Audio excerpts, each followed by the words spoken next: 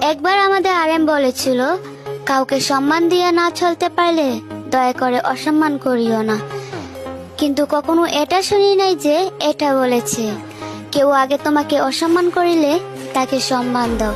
আর যদিও এটা বলে, তাহলে আমি বলি, প্রত্যেকটা পরিবারের ভিতরে একটা না একটা গার্তেরা মানুষ থাকে। এবার তাকে যতই শিক্ষা দেওয়া হোক না কেন, যদি কথা হয় পরিবারকে নিয়ে, তাহলে সম্পর্ক বা সবকিছু থাকে মস্তিষ্কের বাহিরে। ঠিক তেমন না হয় আমরা আর্মি ফ্যান্ডমের ভিতরে কিছু গার্তেরা হিসাবে মানুষ থাকবো। আর যদি বিটিএস আর আর্মিদের নিয়ে যদি কোনো খারাপ সমালোচনা করে, তাহলে তাদেরকে জায়গা মতো লবণ লাগিয়ে দেব। আর তাতে যদি আমাদের আরএম একটু কষ্ট পায়, তাহলে তার কাছে ক্ষমা চেয়ে নেব।